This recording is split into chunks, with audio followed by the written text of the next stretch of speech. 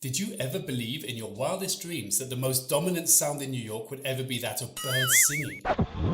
Welcome to Branding Bits. My name is James Soames and I'm a brand consultant in Taiwan who likes to share his thoughts to anybody willing to listen. Over the past year, the world has changed quite a bit. People globally have been staying at home more, avoiding crowds and shunning physical contact. As a result of this, we have become significantly more sensitive to noise. Well, I say we, but it is clear that here in Taiwan, we are still making quite a din. And this may not sit well with the rest of the world. So my question today is, in these times of confinement and reflection, is it acceptable for Taiwan to continue making noise? Should we just shut up, at least for a while, until things get better and return to normal? Or has silence become the new normal? Or is it still okay to be heard?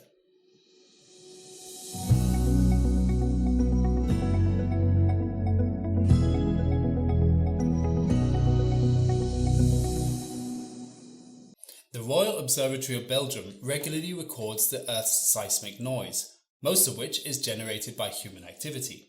And I'm sure that it will come as no surprise to you that 2020 was a dramatically quieter year than previous ones in terms of seismic noise. COVID-19 has kept people indoors and many businesses have been operating at reduced capacity. Take a listen at New York in 2016. A typical busy city, right? Well, now take a listen at New York in 2020.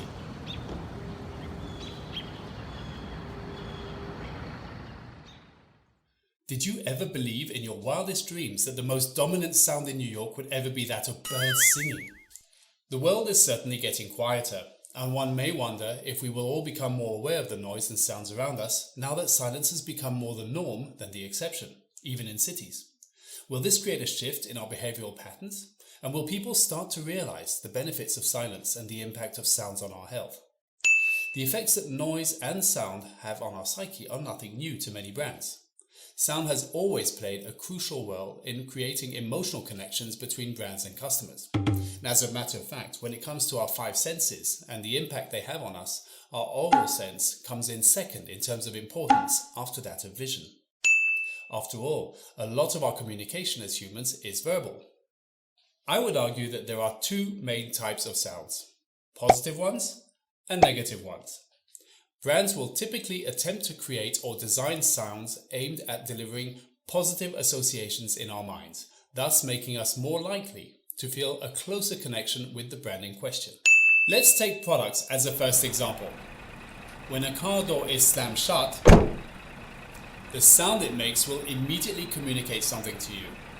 The heavy, deep-sounding of a Mercedes door closing sounds reassuringly safe and sturdy.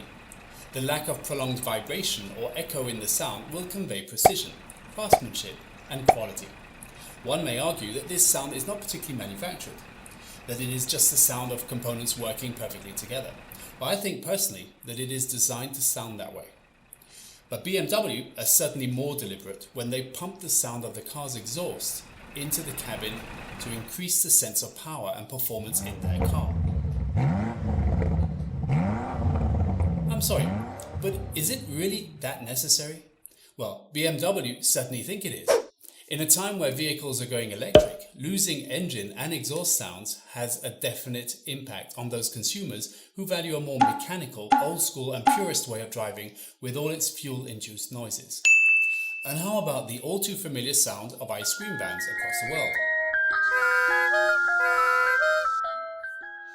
Sure, the sounds vary from country to country, but it can be very powerful to associate positive childhood memories with a few recognizable music notes. And the same can be said about places. Do you remember when in 2008 the world was hit by an economic recession that affected many businesses and industries? Well, consumers were fearful of the future and unwilling to spend money as freely as they had done before the crisis. And some of the hardest hit businesses were luxury stores. Big spenders were staying away, and the only way to continue making money was to expand the clientele and attract lower income consumers. And in order to lure these new consumers to their stores, luxury brands made one major adjustment. Sound. Yes, sound. Luxury store owners were acutely aware of the effect that sound has on a shopper's experience.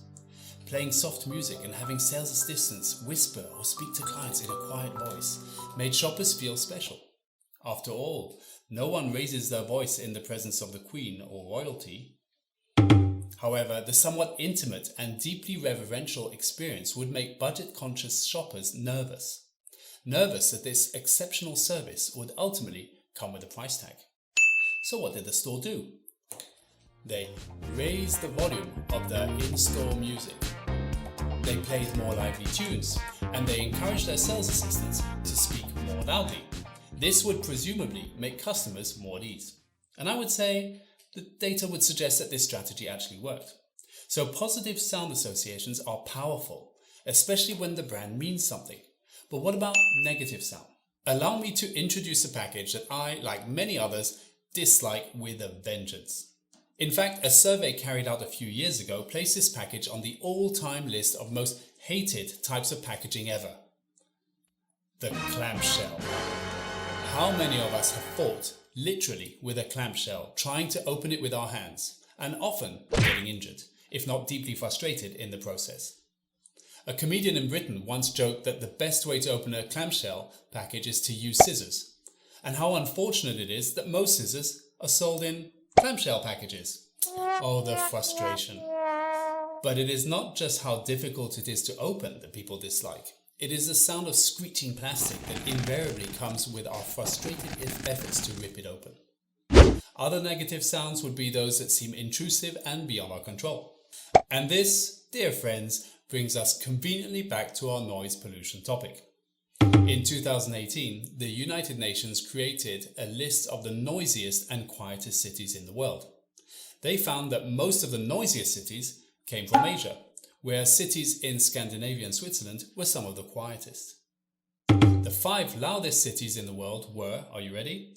Shenzhen, Delhi, Cairo, Mumbai, and Istanbul. And this is hardly surprising when one considers that noise mainly comes from traffic, construction, and manufacturing. It is the sound of economic development and urbanization. It is the sound of densely populated places. Note the 5 noisiest cities above and you will see that all of them are going through rapid economic expansion. And how did Taiwan do in this survey? Well, Taipei ranked 14th in the world in terms of noise. And it is hard to argue that Taipei is not a vibrant and active city and that all the noise coming from its hustle and bustle is exciting. And these high levels of noise pollution are becoming an ongoing issue in Taiwan. Taiwan's EPA reports that noise complaints have increased from 50,800 complaints in 2008 to 82,256 complaints in 2018. In fact, noise-related complaints account for up to a third of all calls made to the EPA, which I find surprisingly high. Perhaps I've become accustomed to noise here over time though. So, should Taiwan stop making all this noise? Should we just zip it? I would argue that it would be hard to convince the government to crack down on noise. After all, these intrusive sounds of construction and traffic are the sounds of economic development, which is clearly where the priorities seem to lie at the moment. It is also notoriously difficult to make a complaint about noise pollution, since the EPA will only investigate noise complaints if the source of the noise is accurately reported. That can be challenging at best, I'm sure you will agree.